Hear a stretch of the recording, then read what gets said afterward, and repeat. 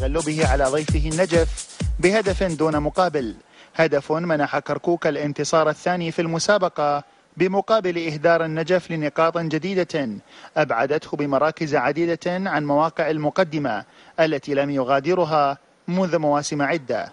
كركوك استثمر عاملي الأرض والجمهور لصالحه، فبينما بادر النجف إلى الضغط في ساحة المنافس منذ الدقيقة الأولى بهدف تحقيق السبق، لاحت لكركوك فرصتان، الأولى لستار ياسين من كرة ثابتة أنقذها حارس النجف، وسعد جاسم أبعدها ذات الحارس. لم نكن سيئين بالمباراة، بالعكس الفريق بالشوط الأول خاصة أدى جمل تكتيكية وفد ضغط على نادي كركوك.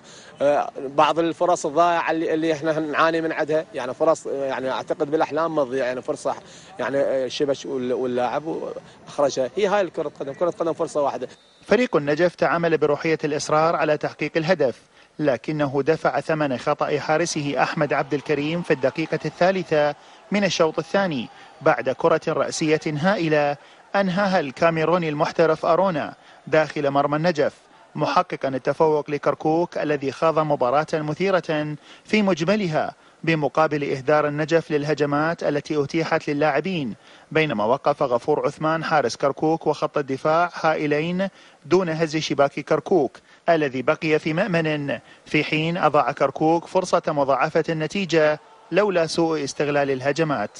هذا هو مو جديد يعني على فريق النجف، يعني كل المباريات احنا نتائجنا السلبية، يعني أنا أول مرة أقول إنه يعني أحمل لاعب مسؤولية، لكن أعتقد إنه مستوى حراسة المرمى في نادي النجف ليس بمستوى نادي النجف، مع جل احترامي للإخوان اللي موجودين، وكان إلى اليوم الدور الفاعل بخسارة الفريق. يعني أشكر جمهور كركوك يعني على مواصلة التشجيع والمؤازرة، هاي نقطة. النقطة الثانية، الثمان نقاط تعني لنا الكثير، يعني الفرق الجيدة اللي هي مثلا النفط الزوراء أيضا حصلوا على النقاط الثمانية.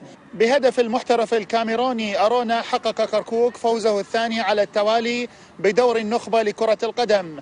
الفوز جاء على حساب النجف الذي واصل نزيف النقاط. كركوك رفع رصيده إلى 8 نقاط وارتقى إلى موقع أعلى. عمار ساطع، الحرة، كركوك.